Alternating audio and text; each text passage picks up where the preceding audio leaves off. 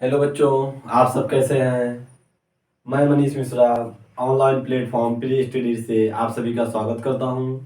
फिर से आज यहाँ पे मैथ की क्लास जो है पुनः प्रारंभ की जाएगी। मैथ की क्लास में जो है संख्या पद्धति जो कि स्टार्ट किया गया है चैप्टर, उसको पुनः आगे बढ़ाएंगे। संख्या पद्धति हमारा चैप्टर है। संख्या पद्धति संख्या पद्धति में जो है अभी हम लोगों की 2 क्लास हो चुकी है, जिसमें हमने प्राकृतिक संख्या, पूर्ण संख्या, पूर्णांक, उस पर आधारित क्वेश्चन, स्थानीय मान और उसके बाद से जातीय मान यानी फेस वैल्यू को भी पढ़ चुके हैं। इसके बाद से हम एक छोटा सा हमारा टॉपिक है संख्याओं की संख्या याद करना। कि संख्याओं की जैसे आपको क्वेश्चन ऐसा एग्जाम में आपसे पूछा जाएगा कि 1, 2, 3 से कितनी संख्याएं बनाई जा सकती हैं, कितनी संख्याएं बनाई जा सकती हैं, बनाई जा सकती हैं। तो आप यहाँ पे पाएंगे कि 1, 2 और 3, 1, 2 और 3 से कितनी संख्याएं बनाई जा सकती हैं। फिर एक बार हम आपसे पुनः कहना चाहेंगे कि क्वेश्चन करते समय सबसे पहले, चाहे मैथ के क्वेश्चन हो, चाहे जीएस का क्वेश्चन हो, कैसा भी क्वेश्चन हो, आप सबसे पहले क्वेश्चन को बहुत अच्छे से पढ़ें। तो आप पाएंगे कि 1, 2, 3 से कितनी संख्याएं बनाई जा सकती हैं।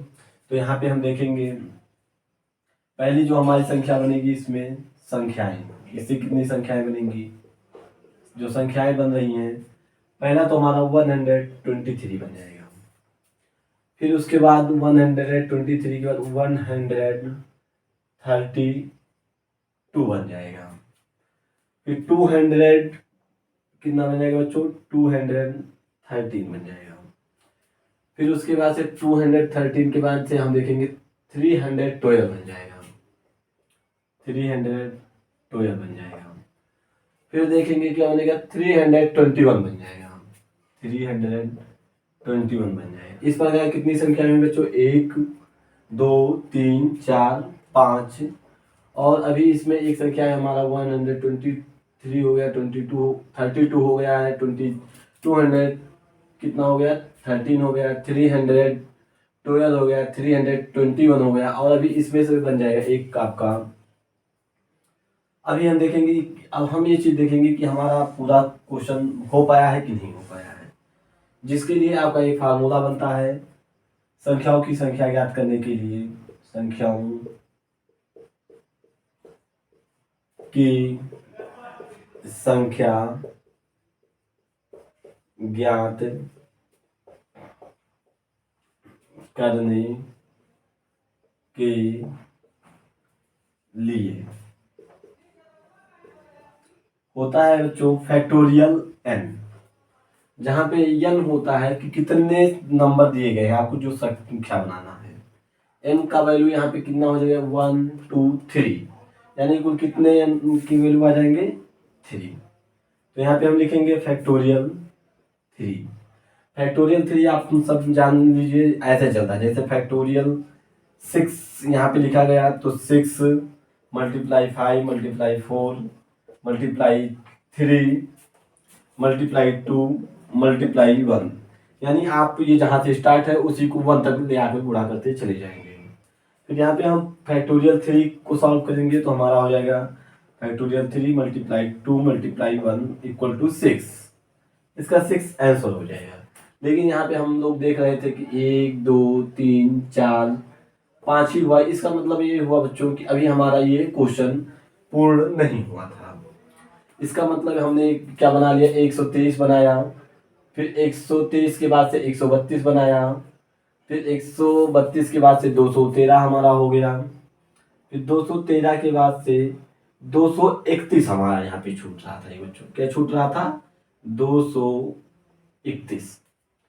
अब हमारा देखिए 1, 2, 3, 4, 5, 6। अब ये मेरा हमारा क्वेश्चन क्या हो गया, सही, ये भी सही हो गया। अब यहाँ पे आप सब देख रहे होंगे कि ये हमारा क्वेश्चन, अब तो हम एग्जाम में इतना लंबा प्रोसेस तो नहीं करेंगे कि इतना लंबा प्रोसेस एग्जाम में करेंगे। हमें ये शॉर्ट मेथड इसका सीखना है कि ऐसे संख्याएं रहेंगी और उससे कितनी संख्याएं बनाई जा सकती हैं। हम इस फार्मूले से अपना फैक्टोरियल एन से कर लेंगे। और इसको बच्चों बार बार मैं बता रहा हूँ, इसको इस सिंबल को हम क्या पढ़ते हैं, फैक्टोरियल पढ़ते हैं। इसको हम क्या पढ़ते हैं बच्चों, फैक्टोरियल पढ़ते हैं। अब इसमें एन आ गया तो इसीलिए हम इसको क्या पढ़ेंगे, फैक्टोरियल एन। अब कैसे इसको सॉल्व किया जाता है, फैक्टोरियल एन मान लो है तो इसको आप इनमें से जैसे एन हो जाएगा, फिर n minus one into n minus two, ऐसे करके इसको आगे तक सॉल्व करते जाएंगे। जैसे देखिए यहाँ पे आपको बताया गया 6 5 4 1 2 1, यहाँ वो यानी कि इसको 1 पे लाकर हमको छोड़ देना है। फिर इसी पर आधारित हम आगे अपना अगला क्वेश्चन देखेंगे। यहाँ तक तो आपको ये क्वेश्चन समझ में आ गया होगा कि जैसे 123 से कितनी संख्याएं बनाई जा सकती हैं। फिर चलो इसी पर अभी अगला क्वेश्चन करते हैं हम लोग।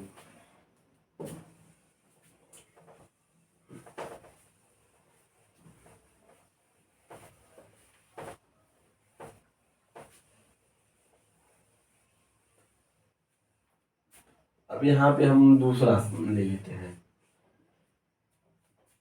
5 6 7 8 9। अब की बात पूछ रहा है कि 5 6 7 8 9 से कितनी संख्याएं बनाई जा सकती हैं। अब एग्जाम में इतना बड़ा आ जाएगा जो क्वेश्चन आपके सामने, तो आप इसको बेसिक तरीके से नहीं कर पाएंगे, क्योंकि हमको एग्जाम में कोई भी क्वेश्चन होता है बच्चों करने के लिए 30 से 40 सेकंड का समय पर्याप्त होना चाहिए कि इतने समय में अपने क्वेश्चन को इजी तरीके से हल कर लें। इसीलिए हम इसको फिर से फैक्टोरियल एन पे लगाएंगे और यहाँ पे फैक्टोरियल एन, और एन कितना है वो 1 2 3 4 5, एन बराबर कितना हो गया बच्चों, 5 हो गया। एन बराबर 5 यानी फैक्टोरियल 5 निकालना है। फैक्टोरियल 5 को अभी आप देखिए 5 4 3 2 1। अब इसको फिर से बच्चों हम मल्टीप्लाई करेंगे, तो मल्टीप्लाई करेंगे 5 और 20 20 या 60 और 60 दुनाए 120, यानी हमारा जो आंसर निकल के आएगा 120। यानी इस प्रकार से आपको कोई भी कितनी भी बड़ी संख्याएं आ जाए आपको, तो आप फैक्टोरियल एन पे कितनी संख्याएं बन रही हैं ये चीज आप ज्ञात कर लेंगे। आज से आपको संख्याएं कैसे बनाई जा सकती हैं या कैसे कितनी बनती हैं, इस पे आधारित कोई भी क्वेश्चन आपका एग्जाम में छूटने ना पाए, इसीलिए आप इस मेथड को अप्लाई करेंगे फैक्टोरियल एन को यहाँ पे। और एक बात और आप लोगों से कहना चाहूँगा कि चैनल को लाइक और सब्सक्राइब जरूर करें और ज़्यादा से ज़्यादा वीडियो को शेयर करें, जिससे ये वीडियो सभी के पास पहुँचे। यहाँ पे अब हम देखिए, अब इस पर आधारित हमारा दो क्वेश्चन हो गया। अब एक क्वेश्चन और आता है इसमें, इस पे आधारित संख्याओं पे आधारित, यहाँ पे कि जो है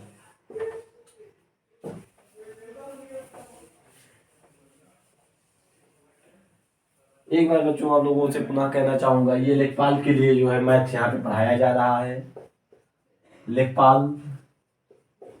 लेखपाल का ये बैच चल रहा है और यहाँ पे 0 से लेकर 100 तक ये क्लास से यहाँ पे आपको पढ़ाई जाएगी।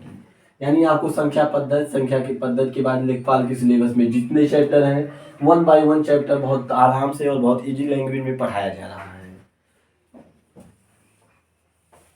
फिर हमारा जो अगला क्वेश्चन होगा, यहाँ पे अगला क्वेश्चन हमारा है कि जो है 5 6 7 0 से सबसे बड़ी एवं सबसे छोटी संख्या बनाइए। यहाँ पे हमारा बच्चों क्वेश्चन क्या है कि जो है यहाँ पे 5 6 7 0 से सबसे छोटी एवं सबसे बड़ी संख्या बनाइए। देखते हैं हम सबसे बड़ी संख्या छोटी संख्या को, सबसे छोटी संख्या, सबसे छोटी संख्या हमारा जो यहाँ पे होगा बच्चों, यहाँ पे 5 6 7 से, तो हम सबसे छोटी संख्या बनाने की लिए क्या करेंगे, सबसे पहले हम क्या करेंगे, इनके नंबर को अब आरोही क्रम में लिखेंगे। किस क्रम में लिखेंगे बच्चों, आरोही क्रम में लिखेंगे। लेकिन यहाँ पे जीरो को हम सबसे पहले कभी भी किसी संख्या को बनाने के लिए नहीं लिखते हैं। जैसे आप लोग कभी नहीं देखेंगे 0 6 7 कहीं पे लिखा गया हो, जो लिखा भी गया होगा तो इसका मतलब 67 ही होता है। इसीलिए हम इसको 0 से ना स्टार्ट करके यहाँ पे इसको जो है हम किससे सबसे पहले क्या लिखेंगे, 5 लिखेंगे। अब फिर उसके बाद से 5 के बाद से 0, फिर 6, फिर 7, यानी हमारा जो सबसे छोटी संख्या क्या हो जाएगा बच्चों, 5 0 6 7। अब इसके बाद हम देखेंगे सबसे बड़ी संख्या। एग्जाम में आ जाता है 1 नंबर का क्वेश्चन की जो है आपको ऐसे संख्याएं दे दी जाएंगी और कहेंगे सबसे छोटी और सबसे बड़ी संख्या बनाइए। ऐसे क्वेश्चन को हमने आपको बताया, इसको आप क्या करेंगे, इसको आप अवरोही आरोही क्रम में लिखेंगे।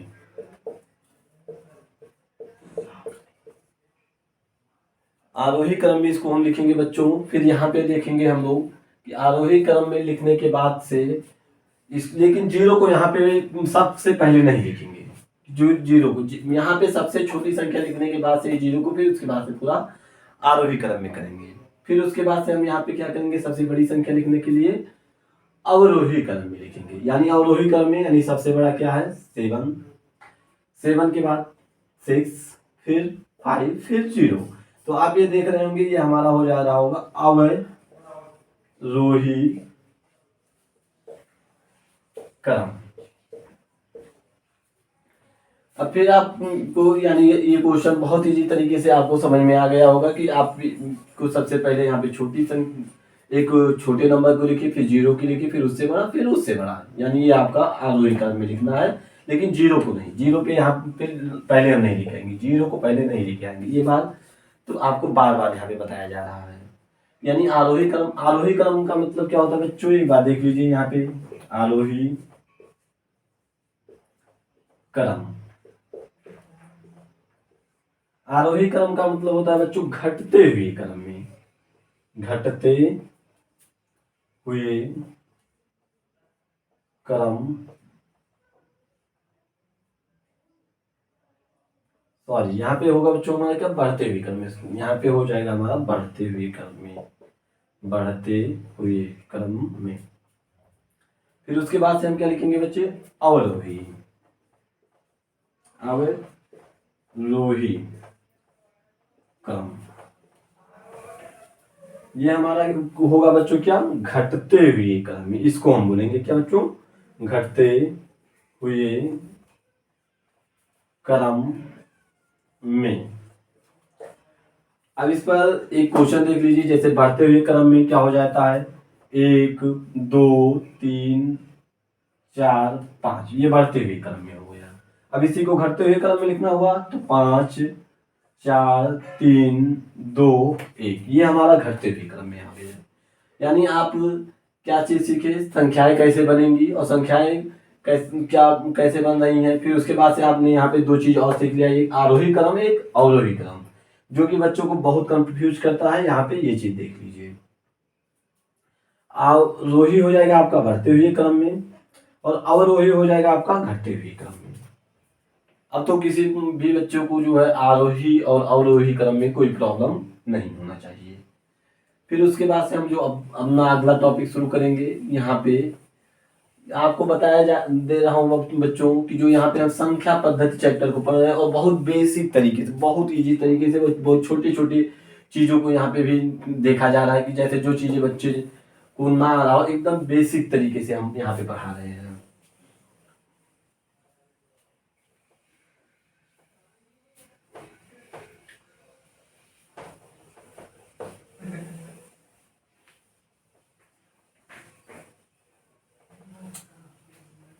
अब फिर यहाँ पे हम बच्चों पढ़ेंगे फिर संख्याओं से आधारित एक छोटा छोटा जो है टॉपिक, उसको खत्म करते चलते हैं। अब जो हमारा अगला टॉपिक होगा, यहाँ पे होगा सम संख्या। एक होता है सम संख्या। सम संख्या बच्चों उन्हें कहते हैं जो जितनी संख्याएं 2 से विभाज्य होंगी वो सभी सम संख्याएं होंगी। क्या बच्चों हमने कहा? जितनी संख्याएं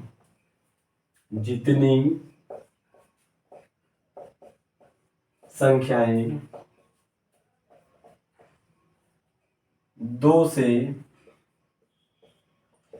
विभाजित होंगी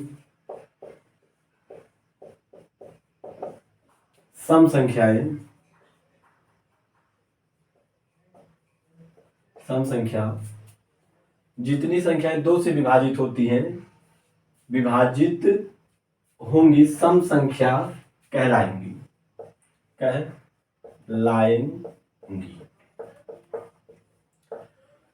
अब 2 से अब देखिए यहाँ पे जितनी संख्याएं 2 से विभाजित हो जा रही हैं, पूर्णतः जो 2 से विभाजित होंगी वो सम संख्याएं कहलाएंगी। और 2 से विभाजित वो सारी संख्याएं होंगी, यानी 2 से देख लीजिए विभाज्य, 2 से विभाजित संख्याएं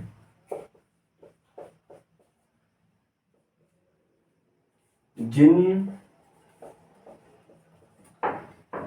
संख्या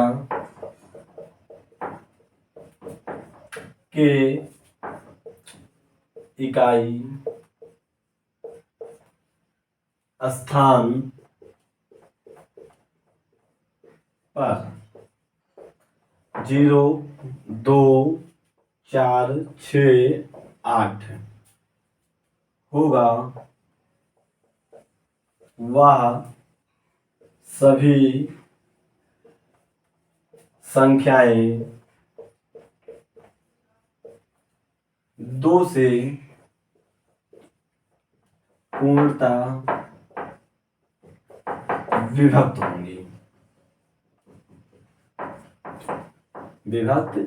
होंगी। अब आप यहाँ पे बच्चों पढ़ रहे हैं क्या बच्चों? सम संख्या के बारे में। जितनी संख्याएं 2 से विभाजित होंगी सम संख्याएं कहलाएंगी। और 2 से कौन सी संख्या बच्चों विभाजित होती है, इसके बारे में यहाँ पे ये भी बता दिया गया है कि जिन संख्याएं की इकाई के स्थान पे 0, 2, 4, 6, 8 होगा वह सभी संख्याएं 2 से पूर्णतः विभक्त होंगी। या तो हम फिर ये भी कह सकते हैं कि जिनके इकाई के स्थान पे 0, 2, 4, 6, 8 होगा वो सभी कैसी संख्याएं हो जाएंगी बच्चों? हमारा सम संख्या हो जाएगा। कैसा संख्या हो जाएगा बच्चों? सम संख्या हो जाएगा। यानी सम संख्या आपको समझ में आ गया होगा कि सम संख्या क्या होती है। सम संख्या का एग्जाम्पल आप थोड़ा सा देख लीजिए। ये सम संख्याओं का एग्जाम्पल 2 सम संख्याओं का आप एग्जाम्पल यहाँ पे थोड़ा सा देख लेंगे।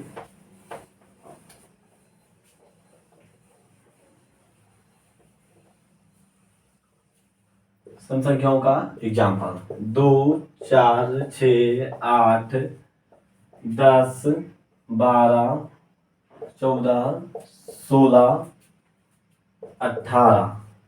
अभी आप यहाँ पे देख रहे हैं 2 आ रहा है, 4 आ रहा है, 6, 8, 0 भी आ रहा है, फिर 2, 4, 6, 8 यानी जिनके इकाई के स्थान पर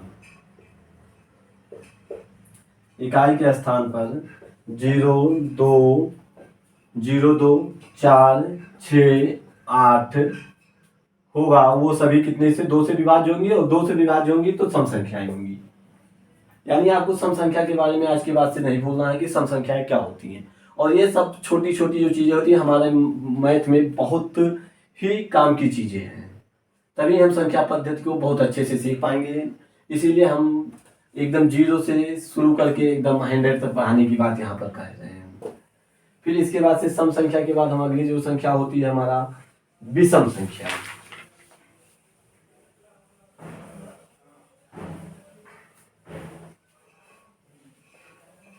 सम संख्या से आधारित एक क्वेश्चन बार बार पूछा जाता है आपसे बच्चों एग्जाम में कि सबसे छोटी सम संख्या क्या होती है।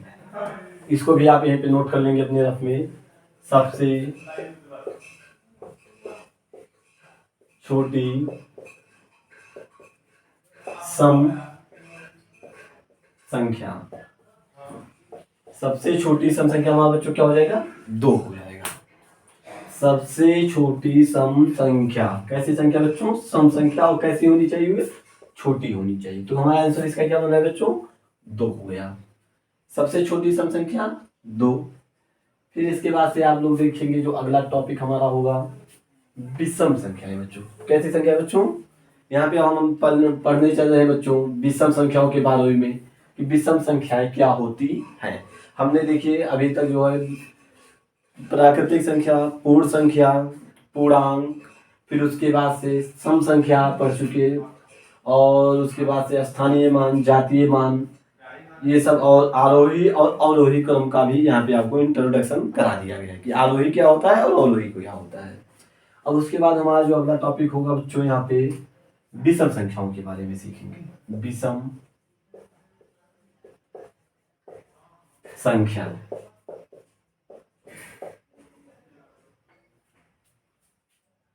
विषम संख्या के बारे में लिखेंगे वे सभी संख्याएं जो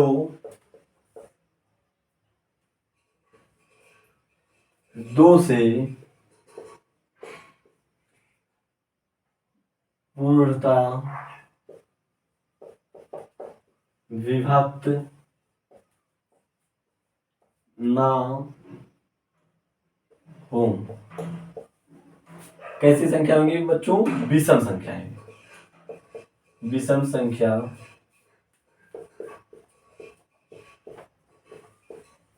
होगी।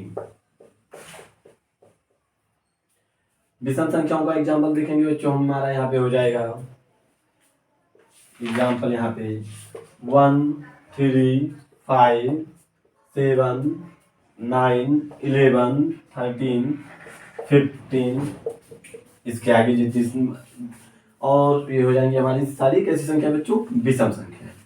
एक क्वेश्चन यहाँ पे आपका बनेगा सबसे छोटी विषम संख्या। तो इसका आंसर क्या होगा बच्चों? 1 हो जाएगा। सबसे छोटी विषम संख्या का आंसर क्या होगा बच्चों? 1 हो जाएगा। अब आप सबके लिए यहाँ पे सम संख्या क्या होता है, विषम संख्या क्या होता है, ये चीजें आपका क्लियर हो गई हैं। फिर इसके बाद से इसी सम विषम संख्या में एक छोटा सा चीज और हम सीख लेंगे। जैसे एग्जाम में आ जाता है कि ये 3 सम संख्याओं का योग इतना है, तो 3 सम संख्याएं क्या हमको मानना पड़ता है या विषम संख्या क्या मानना होगा, इन चीजों को हम सीखेंगे। सम विषम संख्याओं के बारे में हम तो जान गए हैं। फिर इनका अब हम देखेंगे बच्चों सम संख्या और विषम संख्या के बारे में पढ़ चुके हैं। अब सम संख्या का प्रसार क्या होता है? सम संख्या प्रसार। प्रसार का मतलब हुआ कि इनको कैसे व्यक्त करेंगे। जैसे इसका हो जाएगा 2n हो जाएगा बच्चों, यानी यहाँ पे n का वैल्यू आप चाहे 1 रखिए, 2 रखिए, कुछ भी रखेंगे तो यहाँ पे हमें सम संख्या मिलेंगी। जैसे एक एग्जाम्पल इस पे ले लेते हैं। एग्जाम्पल के तौर पे n बराबर हम ले लेते हैं 1, तो हो जाएगा आपका 2 × 1 बराबर 2 सम संख्या।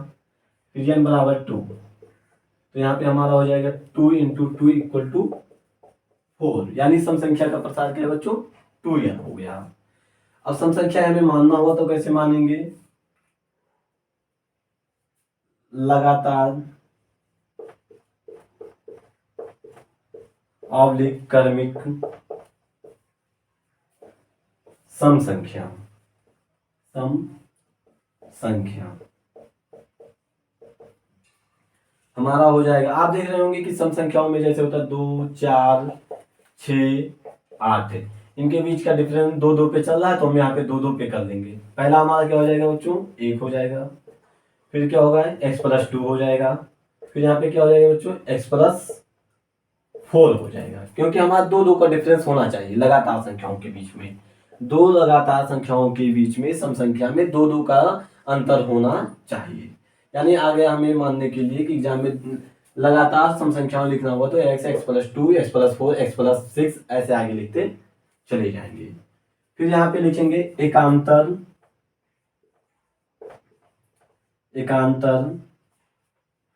सम संख्या है। एकांतर सम संख्या में x लिखेंगे और दो एकांतर सम संख्याओं के बच्चों में कितना अंतर का है? 4 का अंतर आ रहा है।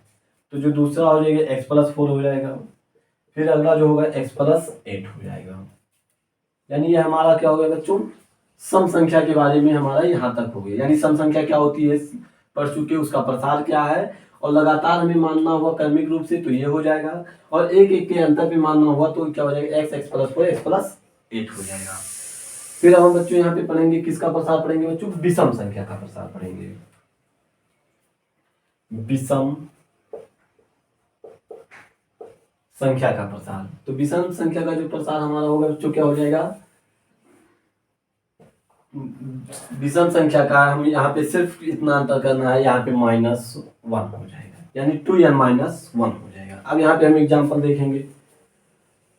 अब यहाँ पे n बराबर, चलिए 1 लेते हैं और n बराबर 2 लेते हैं। तो n बराबर 1 लेंगे तो 2 × 1 - 1 बराबर 1, फिर 2 × 2 -1 बराबर 3। आप देख रहे होंगे कि जो इसका प्रसार होता है विषम संख्या का, ये 2n-1 होता है, और यहाँ पे आप एग्जाम्पल के द्वारा समझ चुके हैं।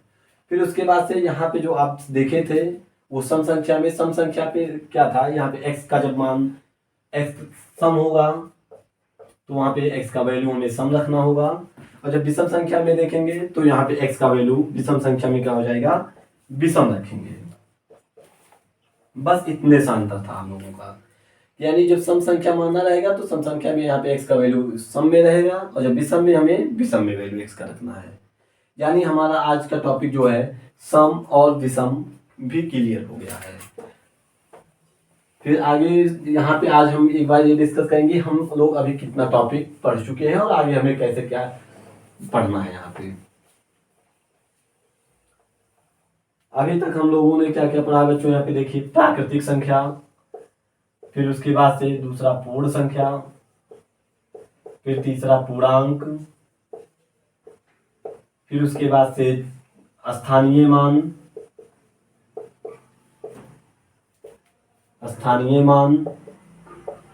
फिर जातीय मान जिसको इंग्लिश में आप फेस वैल्यू कहते हैं। फिर उसके बाद से जो है आप पढ़ चुके हैं सम संख्या, फिर सातवां जो है आपका विषम संख्या पढ़ चुके हैं आप। फिर उसके बाद से संख्या बनाना पढ़ चुके, संख्या ज्ञात करना, ये सारे टॉपिक आपका खत्म हो गया। आप इसको रिवीजन करते रहिए बार बार, क्योंकि ये सब बहुत महत्वपूर्ण टॉपिक है। फिर इसके बाद आगे की क्लास फिर पुनः चर्चा करेंगे। एक बात और कहना चाहेंगे बच्चों कि आप चैनल पे जो नए हैं तो चैनल को लाइक और सब्सक्राइब जरूर करें। नमस्कार बच्चों।